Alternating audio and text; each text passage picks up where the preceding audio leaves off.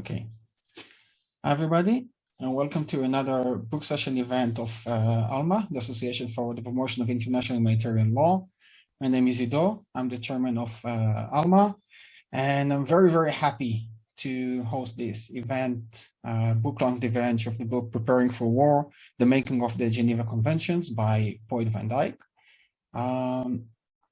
We're going to have a very interesting talk. We're going to have a very interesting discussion about this very surprisingly temporary book. I think that apart from the fact that ALMA is celebrating by this event 12 years of operations. We started on March 2010, and it has been 12 years of working and promoting international humanitarian law through through different projects and different events and different publications.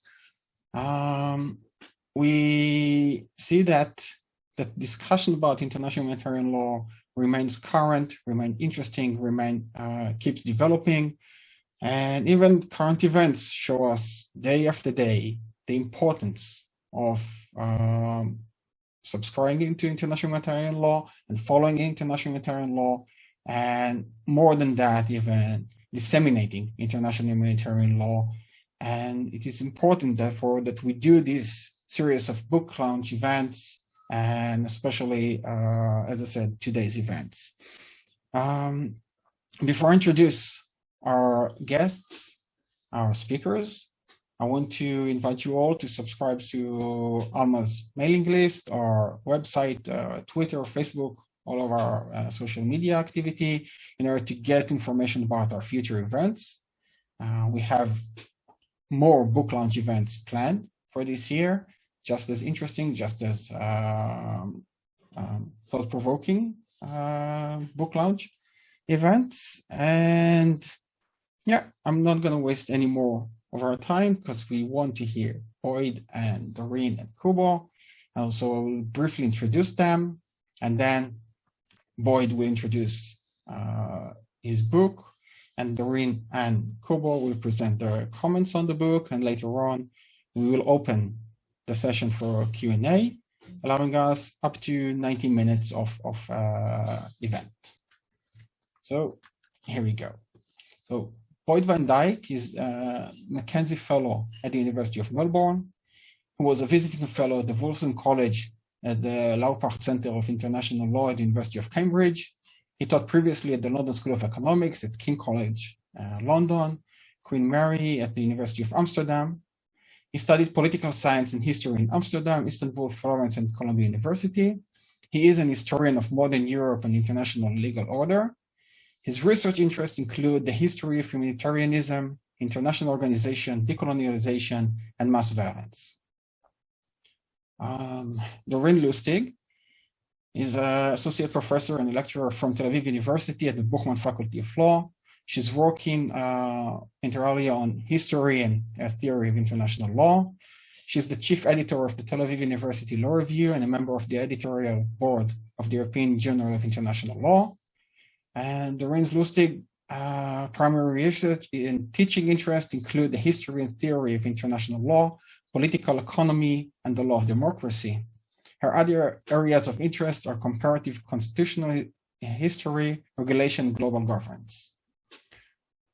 Kubo Machak is a legal advisor in the legal division of the International Committee of the Red Cross, the ICRC, assigned jointly to the Arms and Conduct of Hostilities Unit and the Commentaries Unit. Prior to joining the ICRC in 2019, he worked as associate professor at the University of Exeter in the UK. Kubo is the author of the book Internationalized Armed Conflict in International Law, published in 2018, and a multiple of articles in peer-reviewed journals, including the Journal of the ICRC, the Journal of Conflict and Security Law, and the Cambridge International Law Journal. Kubo is also a general editor of the Cyber Law Toolkit, an interactive online resource on the international law of cyber operations. As I said before, the topic of the book, the title of the book is Preparing for War, The Making of the Geneva Conventions. And Boyd, you get the floor to present your book. Thanks, Ido, for putting this event together. Let me just share my screen so that everybody can see the book, and I'll do some shameless PR for the book as well. Thanks again for putting this together, this event, and of course also Doreen and Kubo for joining and reading the book and sharing your expertise today. I really look forward to engaging with you and the rest in the room and about the book, if not the large implications of the arguments I put forward in there. I must apologize because my voice broke down last week. It's still recovering, so it's going to be imperfect, but hopefully you still bear with me. I have some preparations here with me in case it does collapse, but I think it should be fine for the next 90 minutes or so. Anyway, it's great to see you all. I also see some familiar faces and names in the room, so that's always nice to see. So today I want to talk about the making of the Geneva Conventions of 1949. And let me just get rid of the sounds in the background. That's annoying for all of us. And as you can see, the book covers specifically the question of the Geneva Conventions. Obviously, these rules have a longer history, but I specifically focus on the first half of the 20th century to get a sense of where these rules, the most important ones ever formulated, come from. And my plan for today is to discuss the book's main argument and some of its subclaims before I end with a few remarks about its methodology and what specific issues the book focuses on. So I think the most popular narrative of the making of the conventions is a pretty straightforward one, and it's still widely taught law schools and history departments, if not at international organizations like the ICRC around the world today. And according to this story, the convention's drafters were primarily motivated by the shock and atrocities of the Second World War. I've brought here the image of Hiroshima with me. I could have also brought, of course, other images, but that explanation, I think, is a very powerful one. So according to this story, they were inspired, they being the drafters, were inspired by liberal humanitarian principles, which led them to establish the most important rules ever formulated from conflict. So these treaties were the product of a longer tradition at the same time, which I frame as a liberal humanitarianism, dating back to Henry Dunant's groundbreaking efforts following the Battle of Solferino in the 1850s to establish direct cross movements, and of course also make a call for the first, what eventually become the first Geneva Convention. So we have a kind of a long-term explanation of a tradition of humanitarianism that goes back at least a century, maybe even further back into history. And we have an explanation for the convention's emergence as a response to this rupture, this moment of shock and atrocity that created kind of necessary support for the revision of a whole range of legal principles that finally culminated into 4 Geneva Conventions of 49. I think those are sometimes explanations that go together. Sometimes they are presented separately, but they're certainly the most important ones that are out there at the moment. So I've tried to tell a different story in my book, and I think it shows how the final text of the conventions, far from being kind of an unabashedly liberal blueprint, this idea of a blueprint or a model, is a very powerful one, but I think that's what I try to get around, or at least challenge it in many ways, because I think the final text was the outcome of much more of a struggle rather than a blueprint among a group of drafters, many of whom were not liberal and whose ideas changed radically over time, which again suggests it's not so much a model or blueprint that's been put into law, so to say, but it was part of a long and continuous struggle among drafters whose ideas changed radically over time, as well as clashed over time, of course. So there's a lot of talk in the book about these clashing visions of humanity and warfare. Nobody's treaty is merely a product of idealism. If we think of the word of idealism in international relations sense, or even the shock felt in the wake of Hitler's atrocities.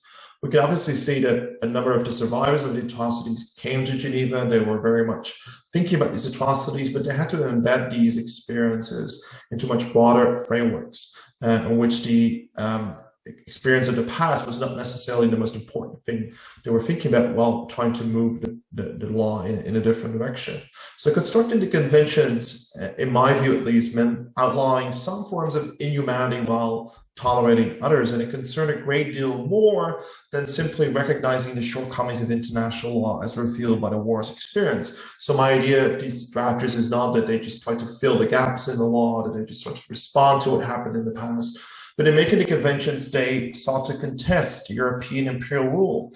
They tried to reinvent state sovereignty. They tried to fight all kinds of Cold War rivalries. They, at least some of them, tried to ensure rights during wartime and prepare for wars to come, which is the reason why I've given the book this title. So the book's main argument is that a better way to understand the politics and idea of the convention's drafters is to see them less as kind of these passive characters responding to past events, whether it being the Second World War or perhaps events beyond that, but rather as active protagonists trying to shape the present and future of warfare. So many different ways to try to define the contours of future battlefields by deciding who deserved protection, what counted as a legitimate target, whose lives mattered. There's a lot of talk about inequalities in terms of how human lives are valued, and when these principles apply. And obviously, there's a reference to Common Article 3 and the application of the conventions to conflicts within states or empires, and who had the right to enforce them. And I think that's really a crucial question that comes up at basically every chapter of the book. Outlawing illegal conduct in wartime did as much to outline the silhouette, as I call it, of humanized war, as to establish the legality of waging war itself. So given the violent character of decolonization in Asia, think of the war of decolonization in Indonesia, think of the war of decolonization in Indochina, also the situation in Palestine, a whole range of different conflicts taking place mostly within empires or decolonizing empires, in specifically Asia, but also other parts of the globe. And of course, the kind of long-term ambitions attributed to the United States and the Soviet Union in this period.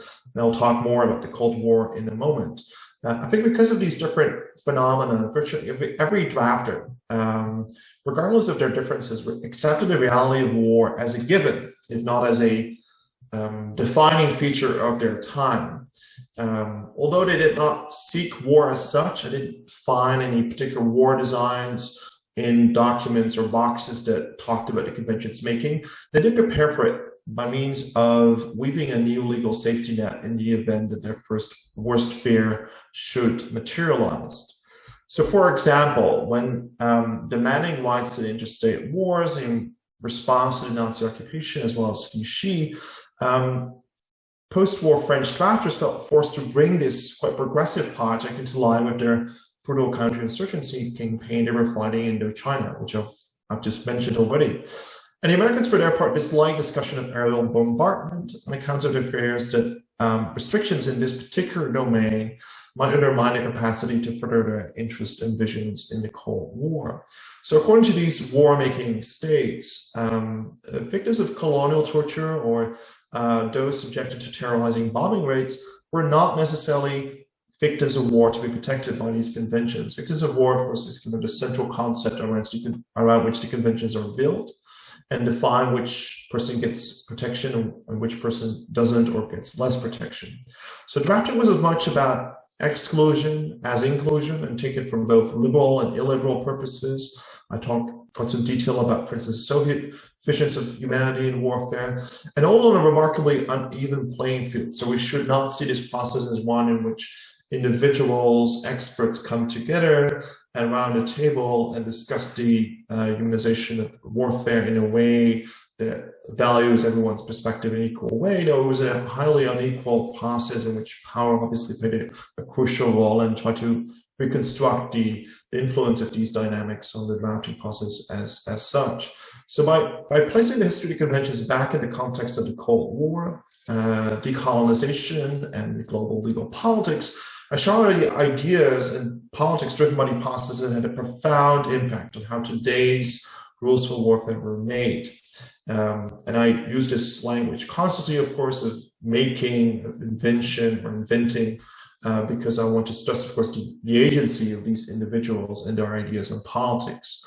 The book also points out why accounts of the emergence of the conventions that focus exclusively on the experience of the Second World War, which I mentioned before, or a longer historical development dating back to Dunant, or maybe even older kind of visions or conceptions of the laws of war before the 19th century, fail to explain why some proposals were codified, whereas others were not codified or even scrapped, or why states that had been occupied by the Axis power, there being Nazi Germany or Japan, had not necessarily been brought together by this horrific experience. So the book analyzes the making of the conventions through the eyes of a select group of actors.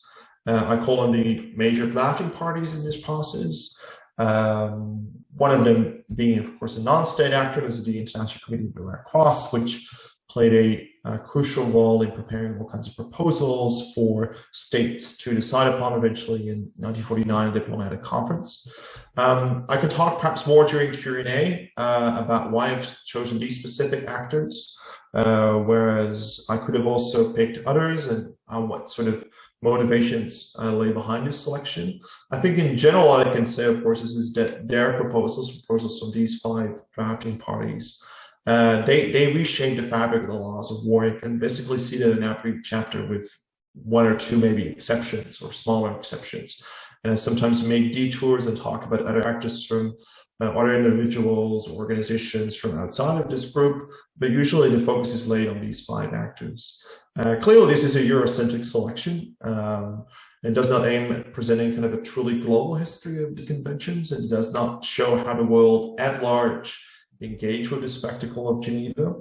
And as I said before, I could talk more to Q&A why I made this selection, also why post-colonial states like India or nationalist China, Maoist China was not invited, so nationalist China had delegations at these meetings, why they played a remarkably small role in the discussions that I've analyzed. And I'll get to that in a second, which issues I focused on.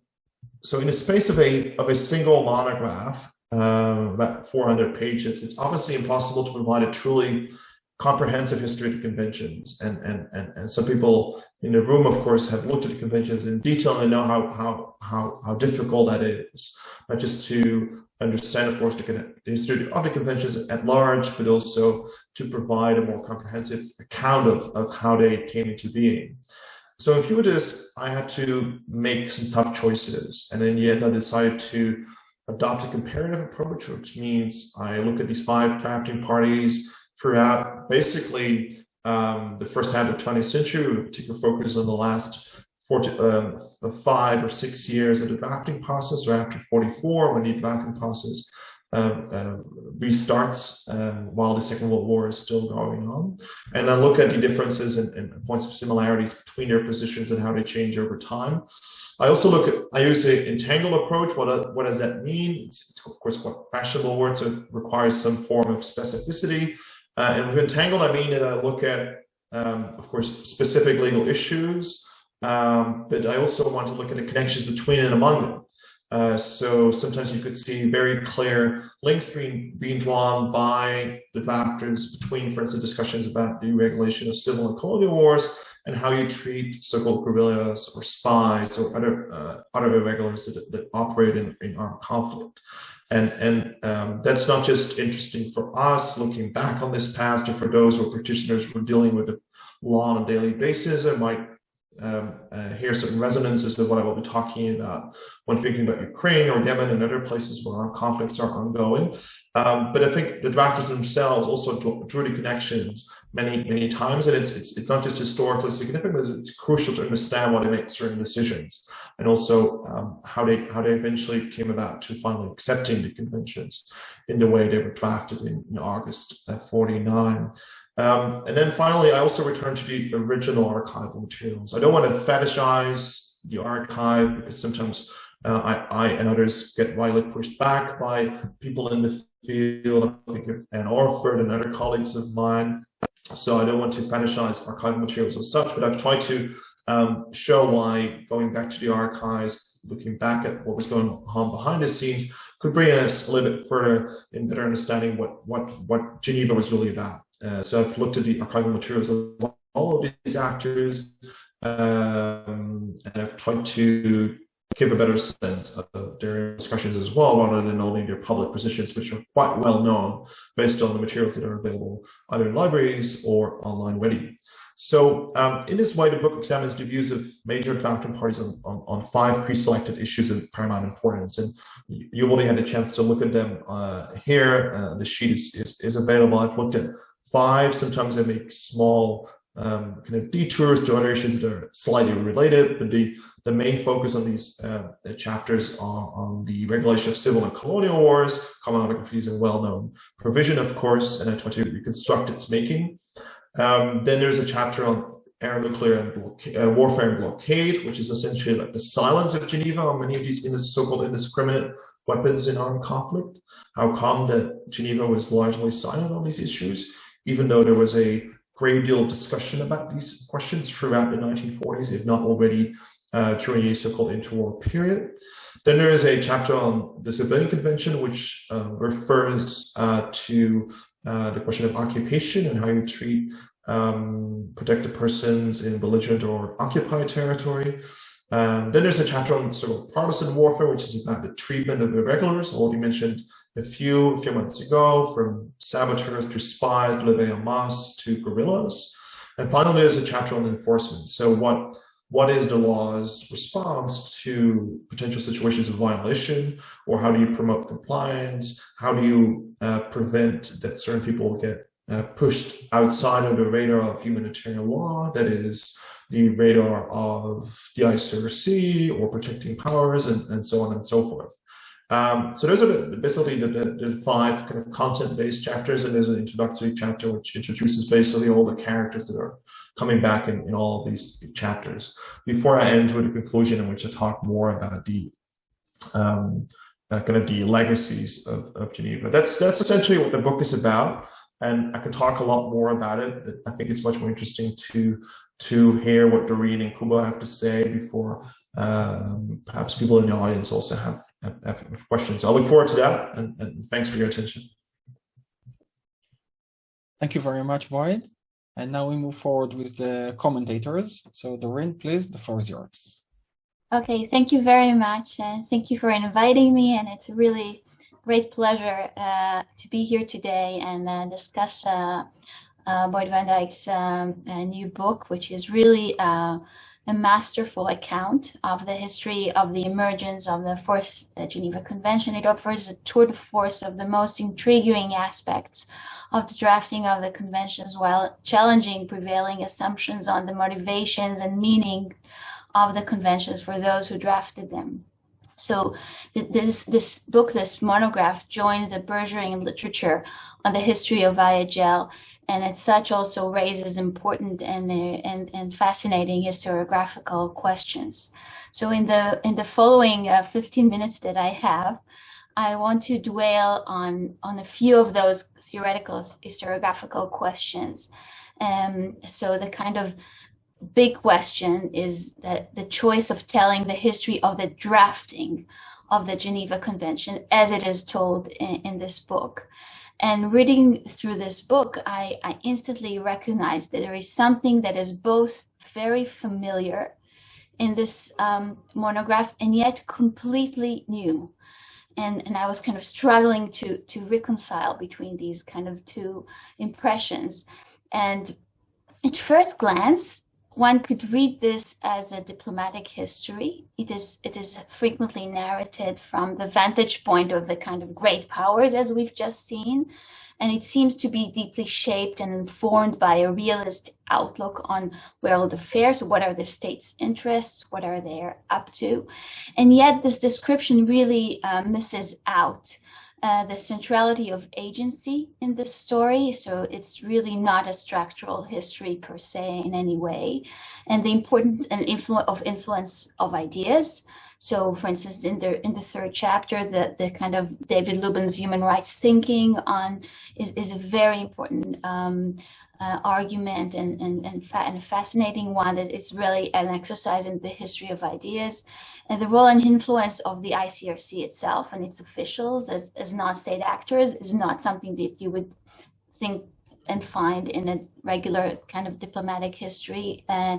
And also the attention that Boyd is paying to those who are often marginalized and yet we're sometimes there. So, for instance, there are many passages where Boyd dedicates attention to the role of women, who are oftentimes neglected in such history, and how they participated and what they had to say and what kind of ideas they promoted.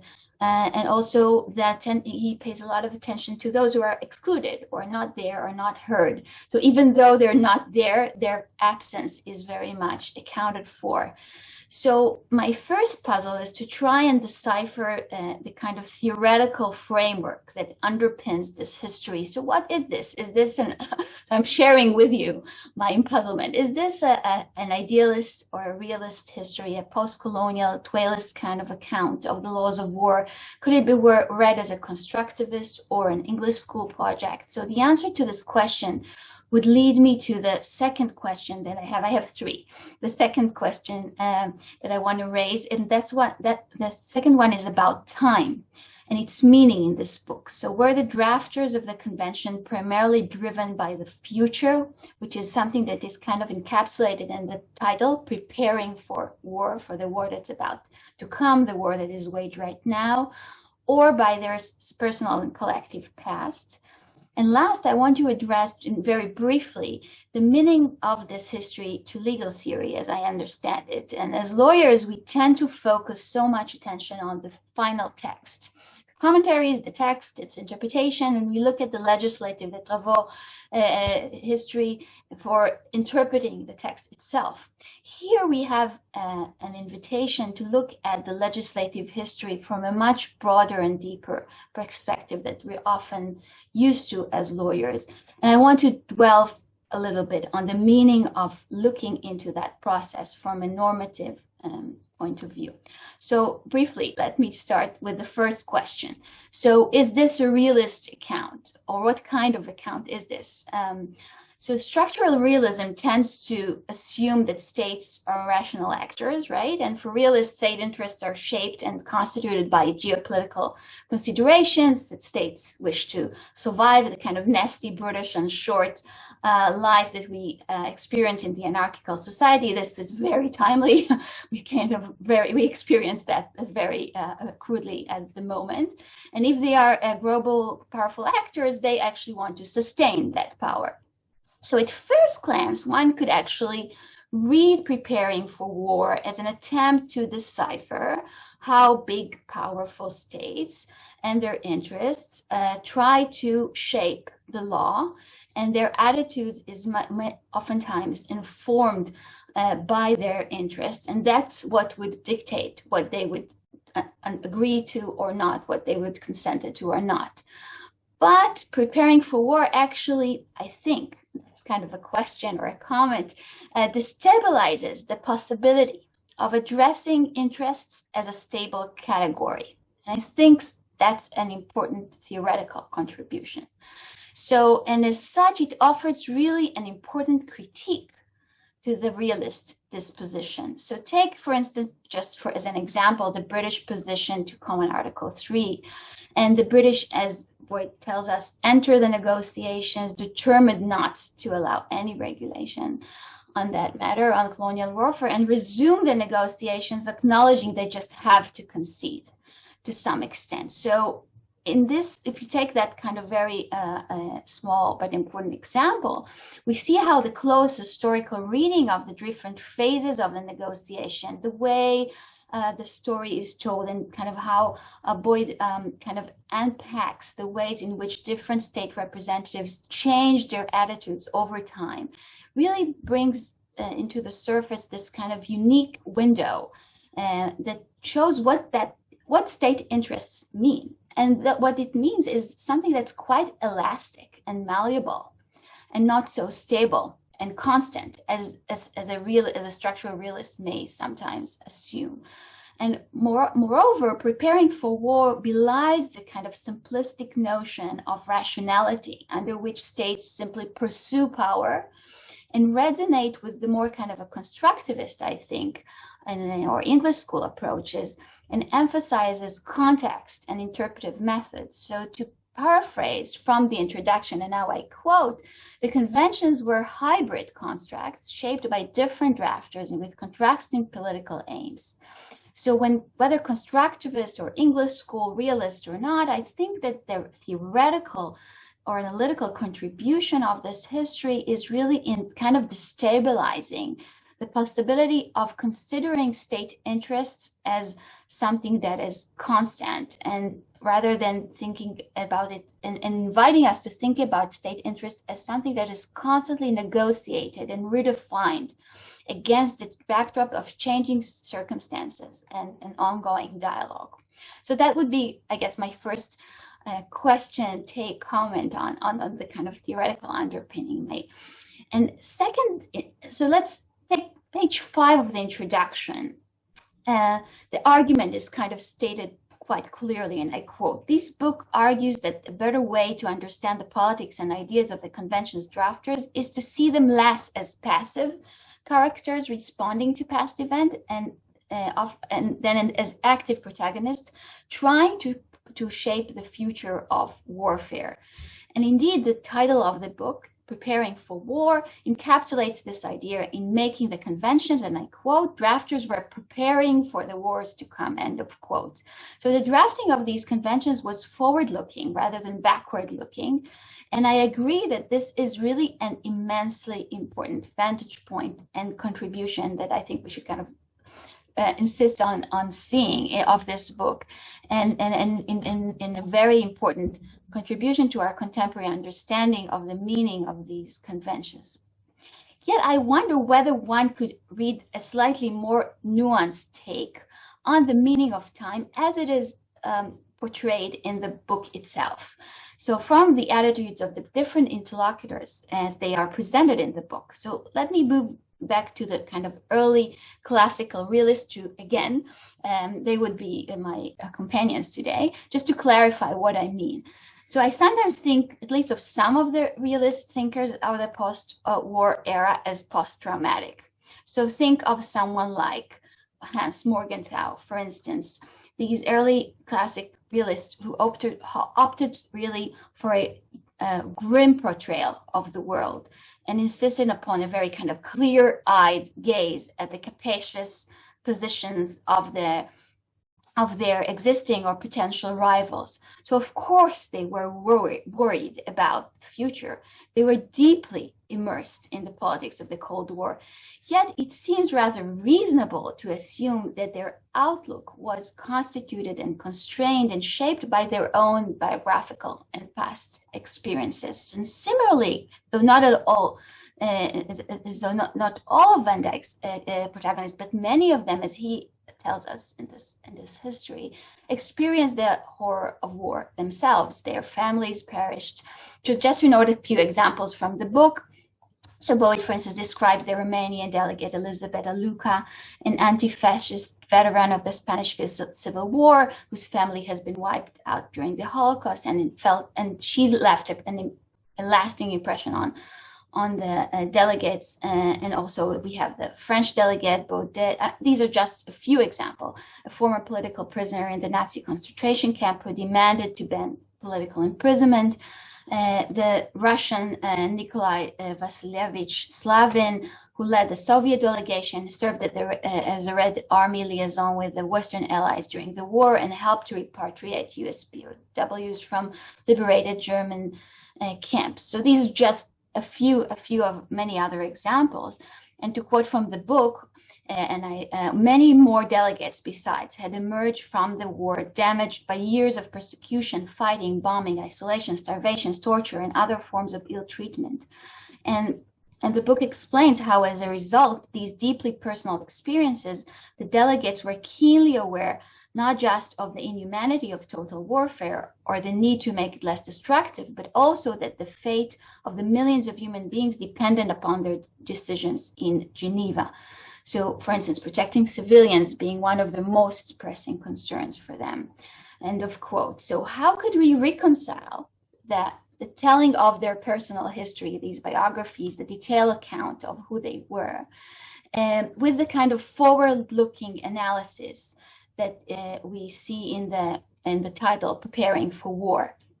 So was it about what lies ahead? Was it about what had happened before? So one possible answer would be that the book doesn't wish to completely exclude the past or the biographies of the interlocutors as an explanatory lens to their attitudes throughout the negotiations. So that's another kind of common question.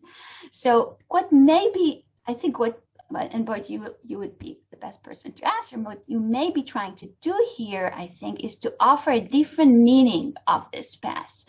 So challenging the kind of teleological, progressive, moralistic tale of that we usually attribute to the telling of the past. So this is not as something that clearly motivated the different protagonists to pursue a better future. So kind of this kind of causal linear approach.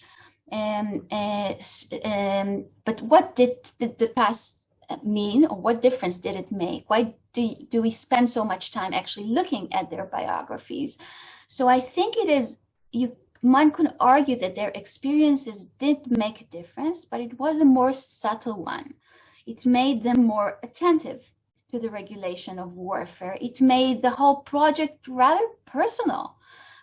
For some of them, or even most of them, it was more meaningful, crucial, something about the kind of impetus, or if you want, or one could also argue more critically that, and kind of distinguish between elements of the laws of war where they were more, I guess, diligent about, or the ones that they were more closely related to their own experiences and maybe remained a little bit more aloof about the suffering of colonial subjects because it was less related to their own personal biographical experiences. So that's just to attempt to think what the past means here.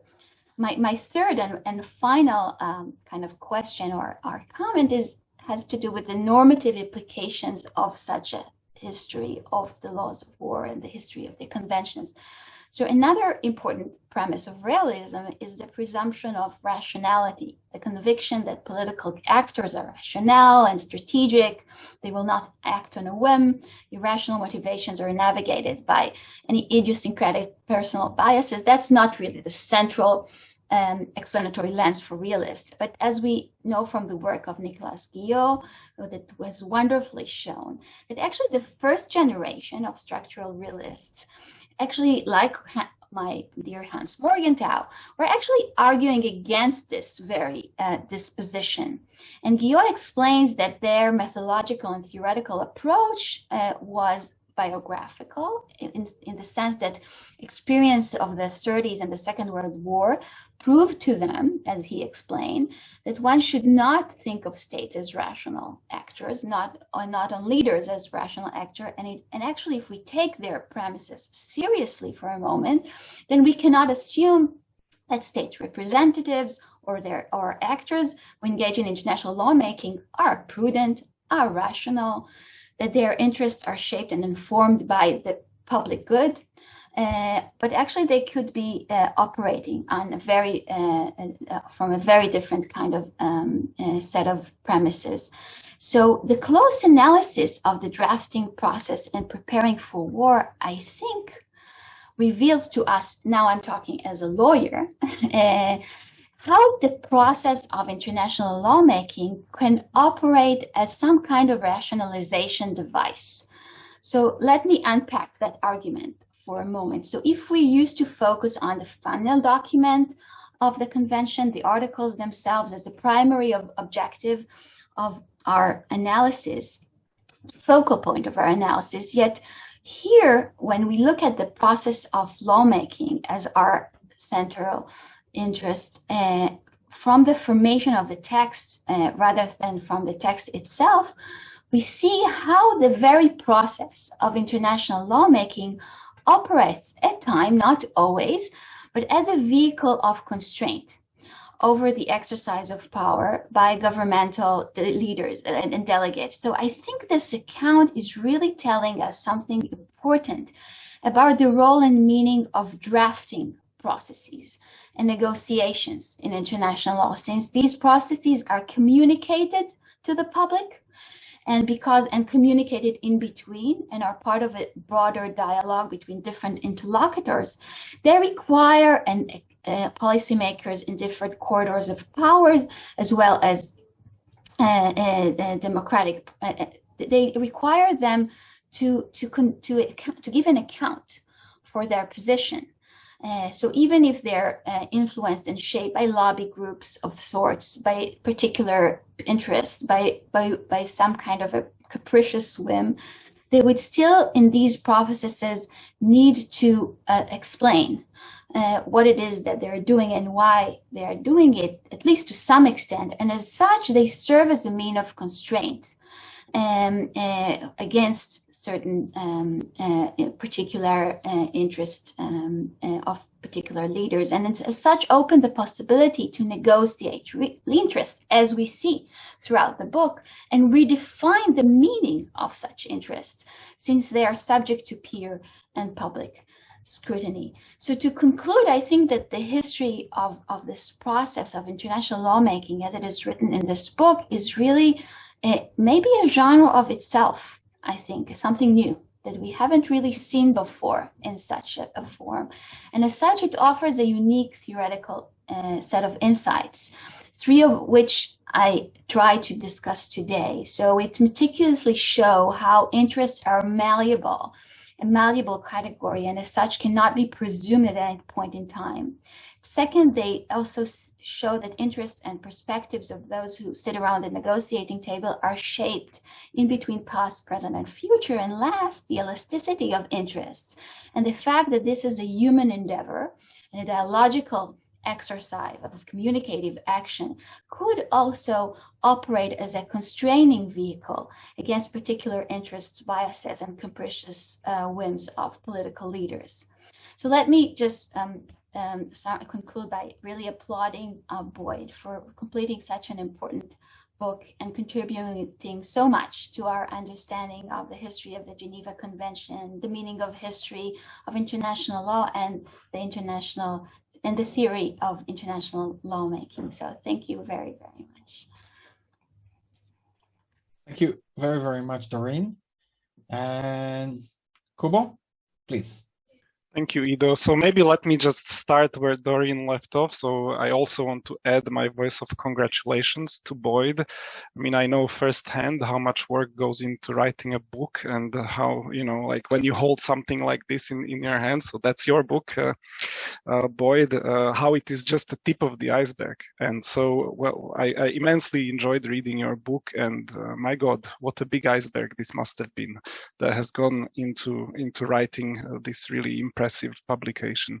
So big congratulations on my side as well, and I would very much recommend to everybody in the room to read the book and to make their own opinion on it. Today, I think another piece that I can maybe pick up on from Doreen is about the role of the personal. And Boyd, you also say this in the preface, so maybe it's a way of kind of tying together some of what we have been talking about. You say at the end of it, how the history of international law is always rooted in the personal. And, as I was reading it, I was also struck by what you said in the very beginning, that you're originally from The Hague. And so I think a lot of us our first thought might be, how fitting an international law historian who comes from what we often describe the world capital of international law. But then in the same paragraph, you set us straight and you say, well, actually, the city's, I think you say, legalist biotope didn't have much impact on you initially, and it only became the object of your research later. And so this kind of approach at least to me as your reader, it resonates very much throughout the book, that our first perception of a given topic might be X, but then you carefully place this X in context, you examine it, you complement it with very important nuance. And so that might then lead us to a similar conclusion, but definitely not an identical conclusion to the one that we start with. And so, of course, what I mean by that is, this what you today described as the popular narrative, or across the book, you also call it as one of the myths that surround the Geneva Conventions. So, and again, just to quote for those who haven't yet read it, on page 4 of the book, one of the ways how you describe this myth is that the Geneva Conventions, and I'm quoting, pushed the arc of global justice slowly in the direction of offering protection to ever more victims of war. And then you say later on that this can be self-serving and that there might be some analytical blind spots in this master narrative. And so, like I said, I think everybody should read the book and decide to what extent they agree with the fact that this is a myth. I'm going to share my view at the end of my remarks. And like Doreen, I will just make 3 main points. So the first one would be about the perspective that I take, as someone who works on the ICRC commentaries on the Geneva Conventions, as Ido mentioned, this is one of my responsibilities at the ICRC. And so what is the importance that we place on understanding the historical background that underpins the creation of the conventions? Then my second point would be about some of the findings that Boyd makes in the book, and specifically about the 4th convention, or the civilian convention as he calls it throughout the book, because of course this is the convention that we are working on at the moment. This is the commentary that's keeping us busy right now. And then my final point will be, as I said, I'll try to offer my view on whether the 4th convention today lives up to these foundation myths as described by Boyd. Okay, so starting with the first of these points, I think everybody in the room knows that the original commentaries on the Geneva Conventions were published around 60 years ago, and so a lot has changed since then. We have seen the emergence of new technologies, but we have also seen a kind of growth of international law that's probably unprecedented. So certainly many more rules of international law have been developed. And so all of this makes it essential from our perspective to understand these new developments and also see how the conventions have been applied and interpreted in this new context. So that's the essence of our work as we work on the updated commentaries. And as I have mentioned, we have already published 3 of them, and we are now on track with the 4th commentary, which is on the 4th convention. Now, I should also underscore that I am a lawyer and I'm not a historian, but history, the way we see it, plays an important role in the interpretation of international law, which is also something that Doreen mentioned earlier on.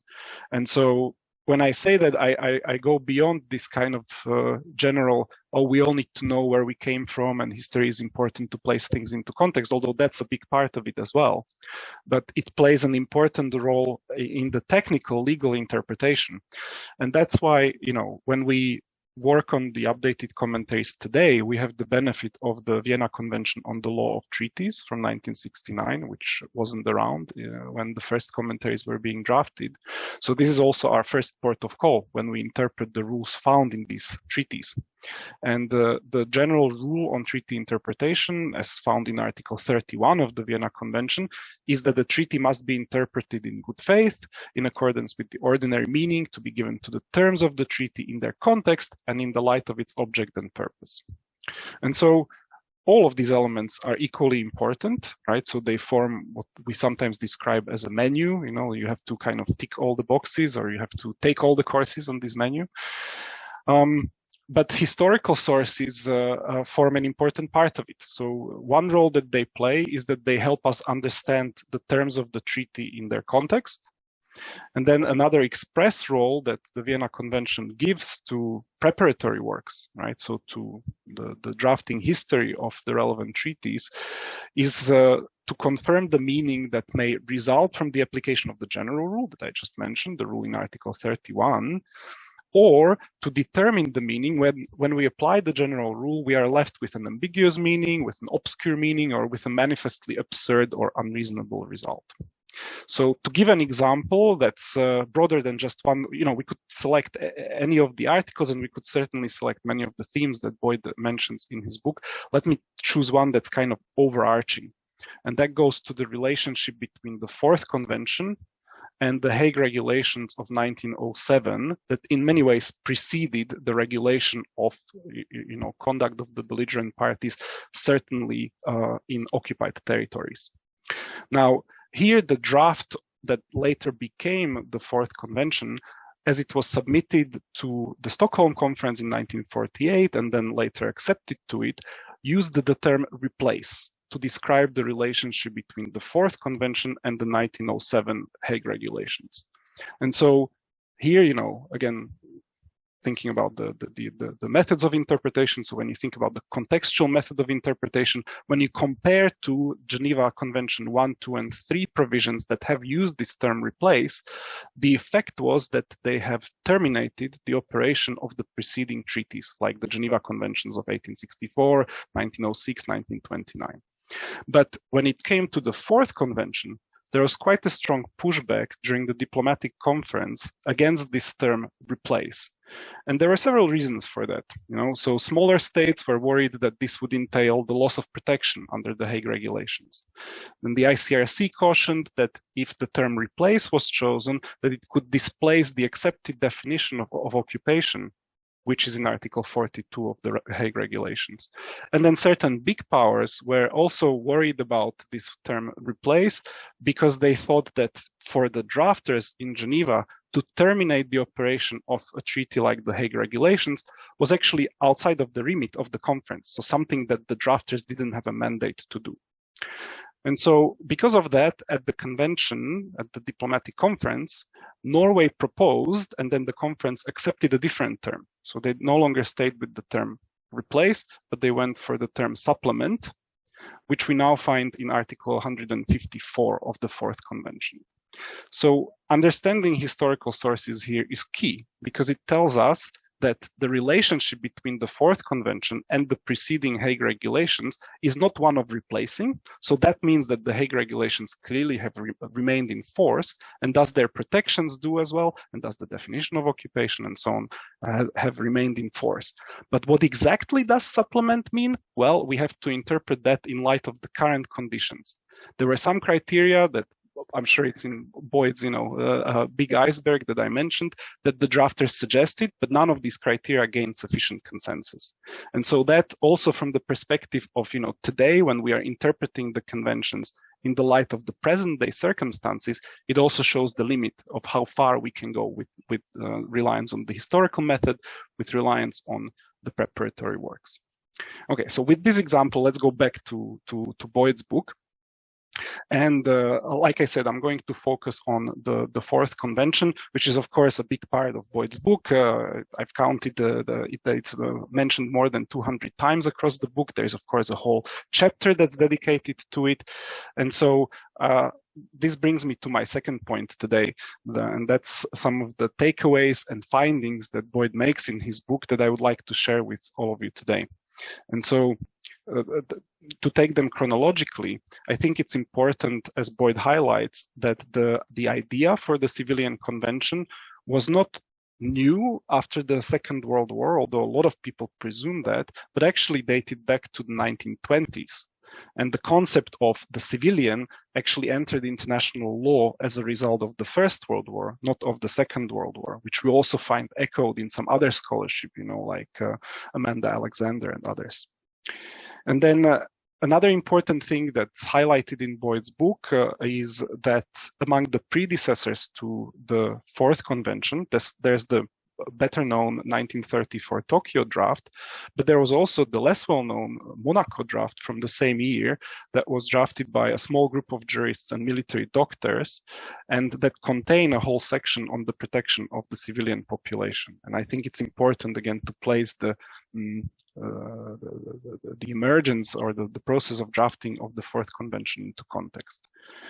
Then when we come to the diplomatic conference in 1949 in Geneva, There are some important insights in the book into the reasons that were behind the exclusion of states-owned nationals. So, of course, that's, Article 4 of the Fourth Convention, including the topic of the so-called political prisoners, to which Boyd returns a number of times across the book.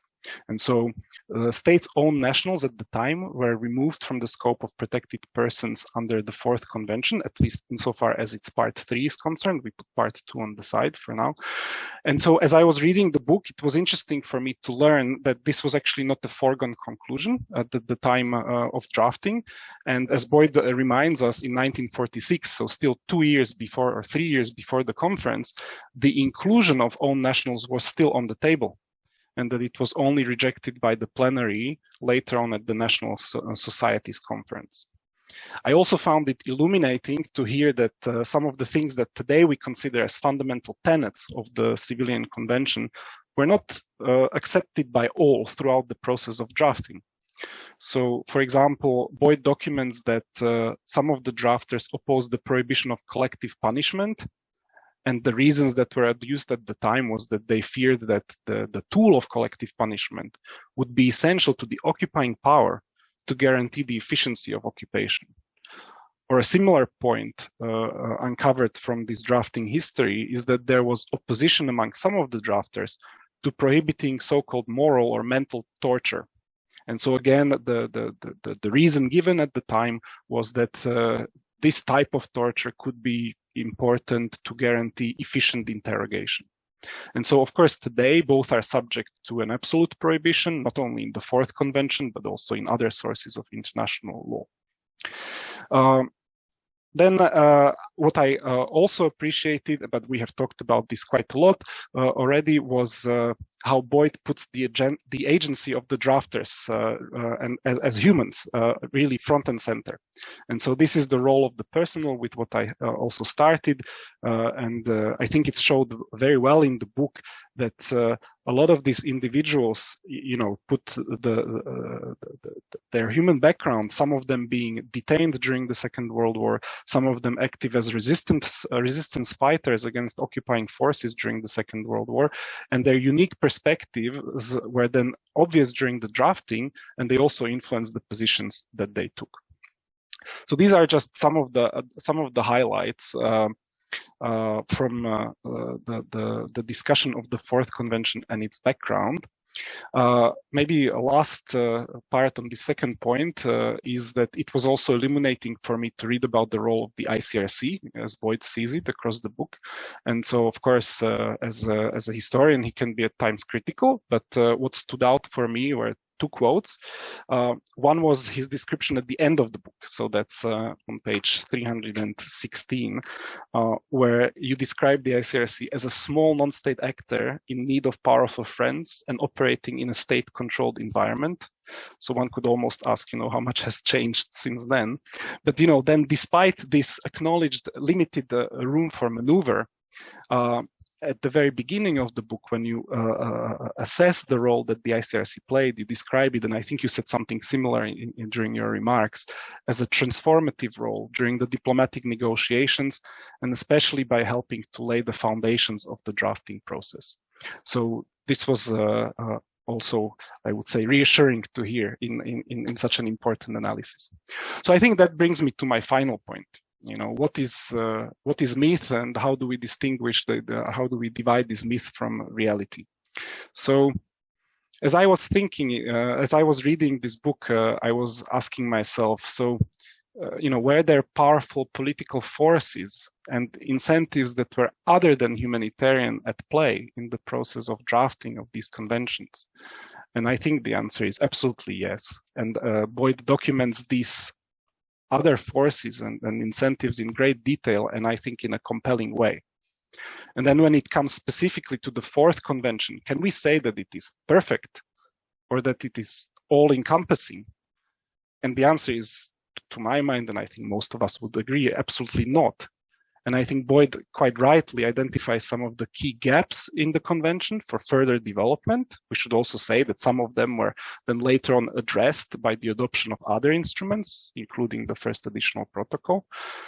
But on the whole, I agree with you, Boyd, as you say in the book, that the Fourth Convention is remarkably extensive and detailed, and also you say several times that it is robust.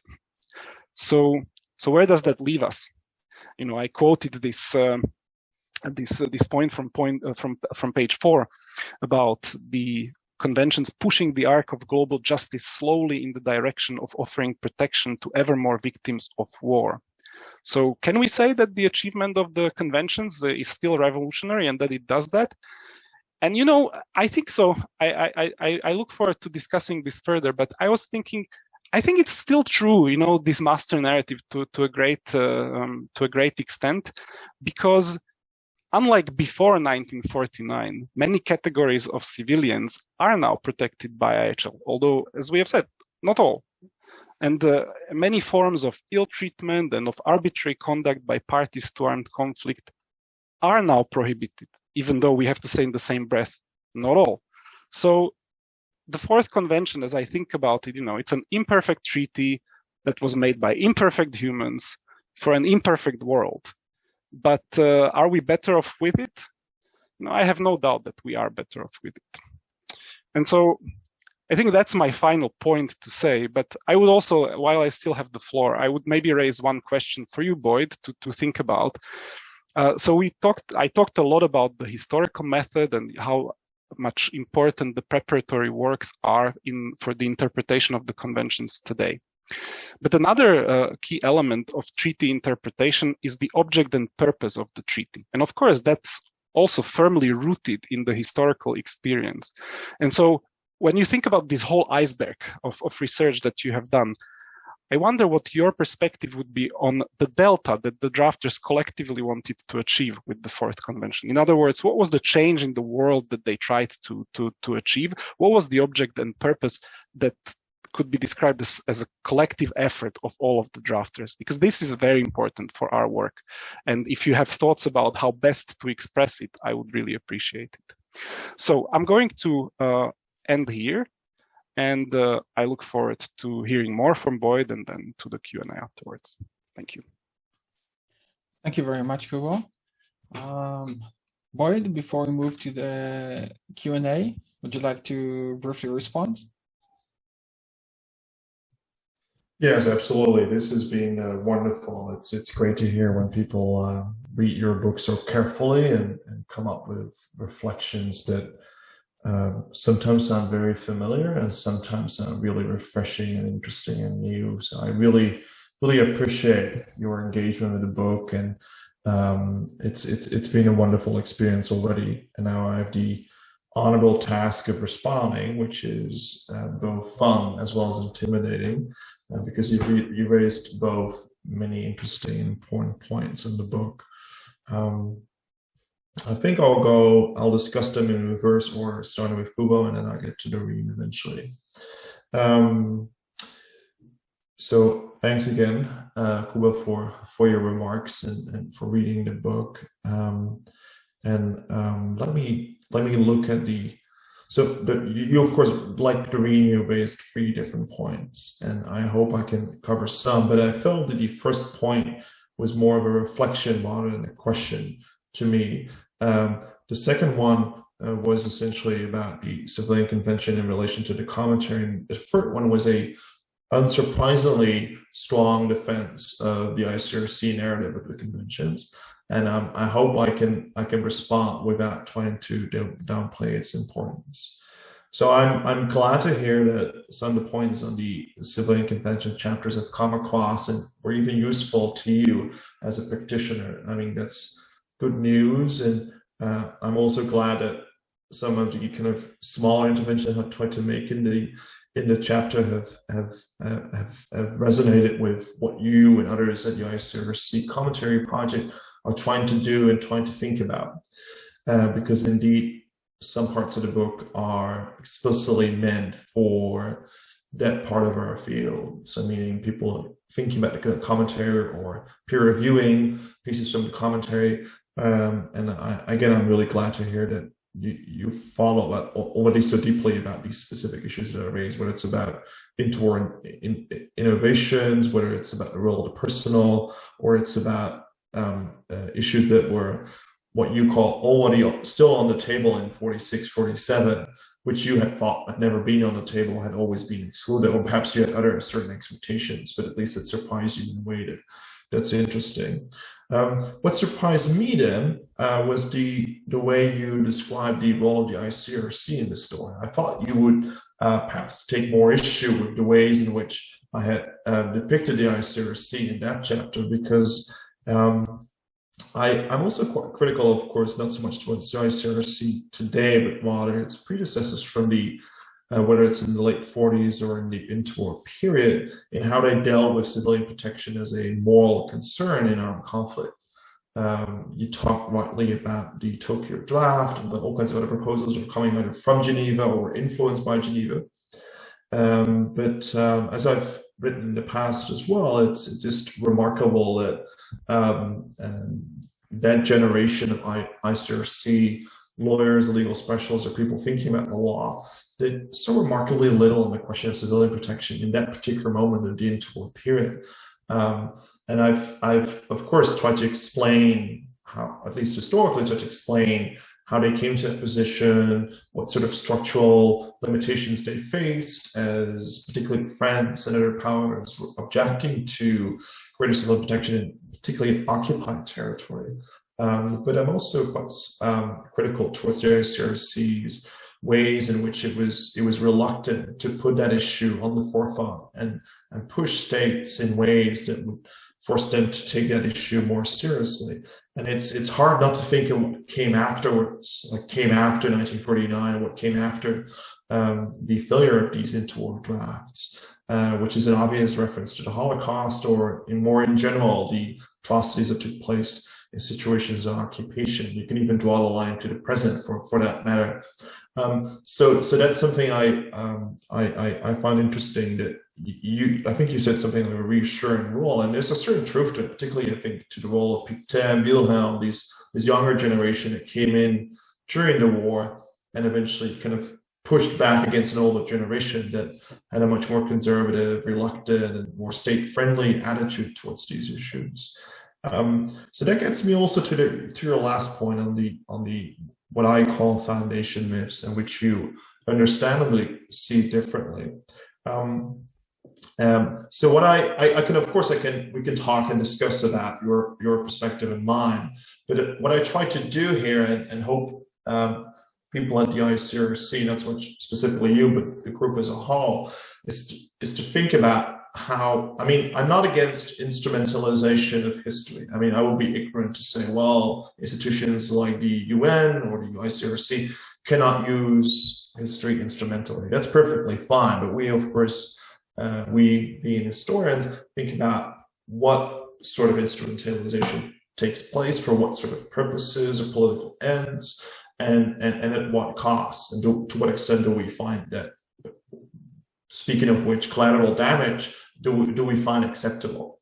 And what I try to do in the book, of course, when it comes to commentary project today, whether it's the most recent ones that will be finished or the one that's now in process, is to think about how history is being utilized for various ICRC goals and ends, and whether that's always convincing, and whether perhaps other histories need to be presented that not only can phrase or can kind of revise our understanding of the past, but also can be more inclusive, less exclusive, can present different voices to the historical narrative, that can perhaps also have very fruitful and more humane outcomes in the end. I think that's another point I wanted to make in the book. Of course, the commentary project from, let's say, the last 10, 15 years isn't in the forefront of it's not extensively discussed in the book, as you noticed, because I focus my arrows, so to say, on the historical predecessor, which is indeed the Pictet commentary, which I think is what I'm aiming at most, because I also think it's still very powerful today. And that's not a critique towards your project or the project you would be involved with, but it's just one that is still resonating with many people outside of the ICRC in how they see the law and its making. So that's kind of the other thing I want to do here with regards to the commentary project. It's one hand, it's provoking the ICRC commentary project today to think more deeply about how it presents its own history as well as the history of the conventions more generally, and how others outside the ICRC are dealing with history simply by looking at old or new commentaries without getting thinking more deeply about the history of these issues. So that's just a short and very unfair response to some of the questions you raised. Let me go to Doreen, because I also don't want to take up too much time because other people might have questions. So Doreen, well, great stuff, great comments, and I also look forward to your post because I think this is also going to be at least partly or maybe even entirely part of a post you will put online as soon or in a few weeks and months. And then maybe I can also engage even more extensively with some of the issues you've raised. So for matter of time, I'll look at the first and the second issue, and hopefully in the future I can also tackle the third one. So you obviously had puzzles and you had questions about where to place this theoretically, and I entirely understand. I mean, as historians, of course, we are theoretically flawed, and we always see theory, of course, as a toolbox rather than as a structure necessarily. I'm not trying to dive away from your questions. I'm just putting it out as a kind of a disciplinary first answer before I go into greater detail about some of the points you made. So if I understood it correctly, the first one was really about which theoretical tradition do you feel most at ease with? Where do you place your work in? Is it Twill? Is it realism? Is it idealism? Or maybe constructivism? Or maybe the English school of intellectual history? And the second one is, of course, about the meaning of time, which is a really fascinating question. So on the first point, I think that's something we also talked about during your class is if I need to be put into a category, particularly one from international relations schools, then it's probably going to be the constructivist one because of the reasons you mentioned with regard to realism. I think you were spot on with all of your observations, and it's obviously clear that I want to show how these interests can not just change over time and so on and so forth, and that they can be destabilized, as you were saying, but also how ideas and interests or ideas and power interact so much within a relatively short amount of time. And I think that can be seen as a source of inspiration coming back to Kubo's comments as well and his perspective. Because indeed, this is not a story about how law gets trumped or how law is always being kind of deeply implicated in deeper imperial or power structures that are highly problematic. But we can also see, of course, that these great powers, particularly the United States, but also the Soviet Union, they cannot enforce their will in ways that they wanted to. And it's quite interesting to see how law is a constraining or restraining factor. But the question is, what sort of forces are driving that process? Or put differently, in Doreen's words, what is sort of theoretical explanation can we give to basically explain historical change in this particular respect? So I think the constructivist family I feel most at ease with, because I want to destabilize these different kind of established notions of how we think that states or non-state actors operate in these settings. Then the second, I could talk a lot longer about this in much more detail, but because I also want to hear some other questions and maybe criticism, who knows, I'll get to the point of time. I mean, time is such a fascinating one, not just because it has a certain meaning or different meanings, but also because it has its own history and how these individuals present their own senses of time and how they present their sense of history. I mean, they're obviously connected. And I also can talk about this for hours, but maybe you asked a very clear question about what did the past mean to them, and them being the drafters. And sometimes it was very confusing to me, and I was glad that some of that confusion gets across to both you as well as Kubo. And I always try to put the reader kind of on the wrong footing. And here I think it comes back to the question of time as well. So you mentioned Bourdet, for instance, this French drafter who had been in the resistance of Combat, this famous French resistance group, then takes part in the first stages of the drafting process, puts forward all kinds of proposals, which would include protection of political prisoners, in part because he had been one himself. And also thanks, of course, to Kubo's point on political prisoners, that was on the table for such a long time throughout this process. But then he suddenly disappears from the story, and I'm sure you also noticed that. And that's mainly because he, well, of course, there are certain political developments going on within post-war France, which I talk about, not in great detail, but Bourdet is not just from the left, but he's also very critical towards the Indochina War. He becomes a fierce critic of the Indochina War, and he comes back in the conclusion of the book in which he critically receives the way the French delegation 49 operated in Geneva and put all kinds of proposals forward to basically get rid of deregulation of colonial war through the conventions.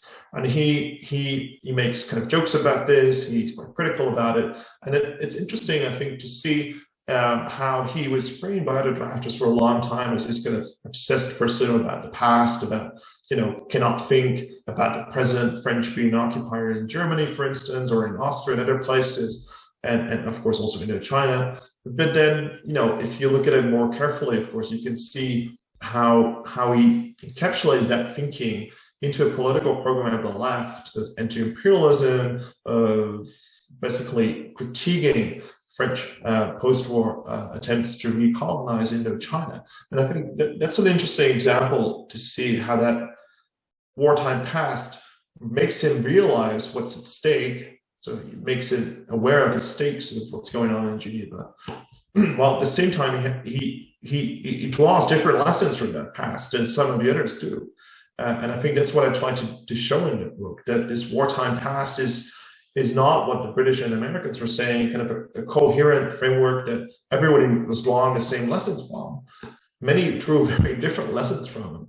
So think of also Georges Carrin Salvador, think of other people who then eventually defended French colonial interests in Geneva, even though they had gone through quite similar experiences, and whether it's persecution or it's violence or something like that. But they drew fundamentally different experience from that wartime past, no matter how similar it looked and how similar it was, perhaps also even to some contemporaries. Thank you very much, Boyd. We have a first question from the audience. I encourage others to ask as well. It's on the chat. It's from Camilo Ramirez Gutierrez. And his question is, what was the Latin America's contribution to making Geneva Conventions? And as the contemporary more international conflicts are mainly in Africa and in Latin America, could we talk about the new revision on the protocols from those countries? Yes, thanks. That's a really interesting question. So I've been talking for some time, of course, about all these European states or North American states, and to a lesser extent about socialist states like the Soviet Union. But it's obviously important to also think about, in this case, Latin American contributions to the conventions. And there are occasionally references to what Latin American states do, particularly in the chapter on the Common Article 3, which I think you're also kind of referring to, the question about the protocols and non-international armed conflicts. And that's also relevant to, of course, the decades after 1949, in which the discussion continues, and there are also all sorts of situations in which there's political repression or other forms of violence in Latin American states during that period, and obviously affects the way they operate in Geneva throughout, let's say, the mid and the second half of the 20th century. So it's in there, but it doesn't play an important role. And I think one answer to that, to the question of how come that they are not at kind of the forefront of the debate, is that many of their delegations are extremely small, and they sometimes, and that's also what I've been hearing from people, for instance, like Giovanni Mantilla, who's also done very important work in this field, and was being to, I think, archives in Mexico, for instance, is that they had, so to say, bigger fish to fry. This is my own interpretation, by the way. This is not necessarily how he might see it, but it's my interpretation of what I've seen myself, and based on what he has also seen in the archives. So you see that the delegations at the UN are much larger, much more active. Sometimes some of these Latin American states don't even send delegations to Geneva. But in the book, I stress more that the role of the organizers here rather than the individual states and whether or not they send large delegations. To be sure, the fact that the size of delegation matters is because this is a very technical process in which you have many different debates going on, many different committees. And if you want to take part in all of them or many of them that you think are important, you need to have a large delegation that can go to these meetings. And you need to have delegates who are well prepared. They have a certain expertise on these issues. They don't necessarily have to be lawyers, because many people I talk about aren't lawyers or don't have necessarily the legal expertise. But they are prepared. They know what they're dealing with, and they have certain ideas about where the law should go next. So size matters in this particular case, and that's something I stress about. But again, the role of the organizers is, I think, even more interesting. And I hope you forgive me that I go back to Europe for a second, because the Swiss play such an important role in organizing these meetings. And what's particularly relevant here is the question of universality. So they stress the importance of universality, the idea that this is a universal process involving states from across the globe, and that their views need to be represented in Geneva. Otherwise, we don't have the legitimacy that we want in order to disseminate the conventions on a global scale. That's of course the reasoning. But then their principles of universality are obviously directly affected by their ideas of white supremacy, of how they see a certain kind of tradition of the laws of war that is ingrained in European history. European history, for a matter, includes the United States, Australia, and so on and so forth. And so they do very little to engage colonial states, to pressure colonial states to accept, for instance, delegations from decolonizing spaces like Indonesia. Republicans from Indonesia don't take part. They also don't want to sponsor or don't want to provide support to those who have smaller delegations, might have few resources available, but want to take part more actively, but simply don't have the resources to do that. And the Swiss, both the federal government as well as the ICRC, are unwilling to assist. So that means we end up in a very Eurocentric kind of story, in which sometimes on specific issues, for instance, the Red Cross emblem, you see a much wider debate involving basically states from across the world, and particularly from Arab states and certain Asian states were very active on these issues, but not what I think are going to be the core of the laws of war in the 1940s, when it's protection of civilians or non-intentional armed conflicts and so on and so forth, where you see much fewer representation of these voices. And that's deeply troubling. And I try to explain how that racial bias, which again goes back decades, if not centuries in history, the laws of war, but continues to re-emerge at these different drafting meetings, whether it's in the 40s or even in the 60s, when decolonization allegedly was finished already. But you can still see that issue being problematic for many involved. I hope that's an issue. That's an answer to, or start of an answer to your question.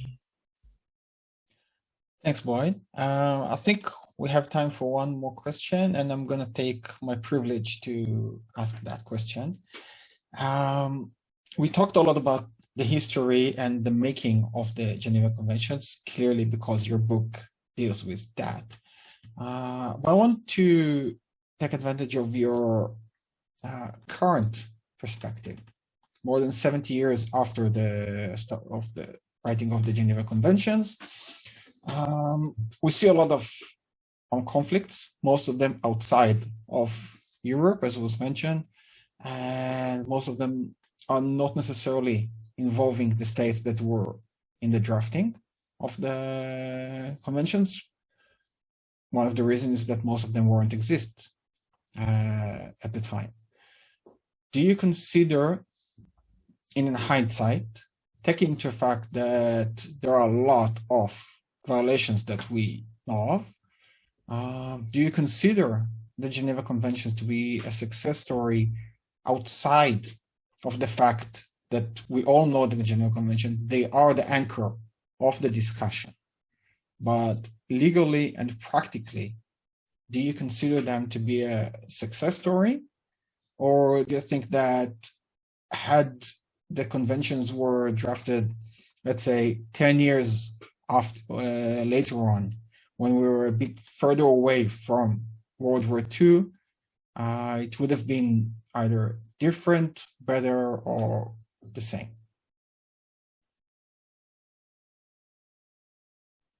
Yeah, that's an interesting question, and of course, the question of success and failure is always a very tempting one to discuss. I hope you forgive me, but I won't fall into the trap of success and failure because it's so difficult to determine, and so difficult to empirically prove, and it also really depends on your starting point, your what is your theoretical starting point, your political starting point, and so on and so forth. But I don't want to hide away from your question because it's a pressing one. I mean, we're seeing our conflict today on the news on a daily basis. So I cannot just say, well, as an historian, no, I see things slightly differently, and I just want to contextualize. That's of course not what I want to do here. So I think there are two answers to your question, at least that I can give now. So one is on the 40s, one is on the project I'm doing right now. I'll end with my current project, and I'll first talk about essentially the book. So for those who have had a chance to read my book, they have seen that in the years before 1949, you have a range of different meetings in which drafts are being discussed and different proposals are being tabled and so on and so forth. And I think Kuba was already making allusions to that. He was quite surprised that certain issues, whether it's the protection of political prisoners, for instance, were still on the table, even at a fairly late stage of the drafting process, or even that it was on the table at the start of the drafting process. And one of the critiques you can give to those who are organizing this process, and this does not only involve the ICRC, but also the Swiss federal government and respective states who are quite influential in this process, is that it took so much time to actually get there, to get to Geneva, August 49, and sign it. I know it's a very popular thing to say in Geneva right now that Geneva 49 was such a quick process. It only took them a few months. Whereas if we would do that today, it would take years, maybe even decades. But I always found it such a strange way of looking at history, because my book, of course, in essence, starts with the First World War and its aftermath. I mean, Kuba was already talking about 1920s as being this kind of formative period for the making of the conventions, with the coining of a whole range of principles we consider morally important today, but were then quite new, whether it's the principle that something like a civilian exists, at least according to the law, or that refugees deserve protection, or that air bombing needs to be regulated, or that punishment of war criminals needs to take place. And so, I mean, many of these things can be traced back to the interwar period.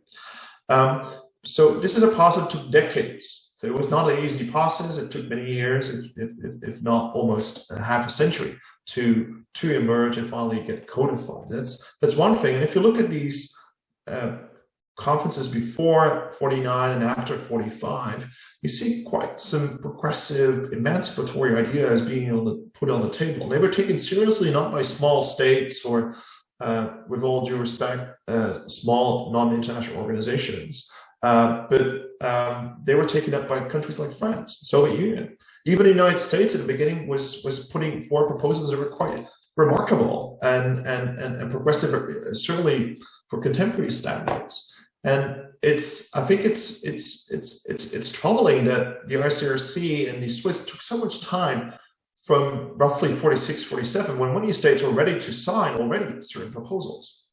And it took them more than 2 years, when the Cold War had taken off, many wars of decolonization had reached a very violent stage already, that they finally could get these states together.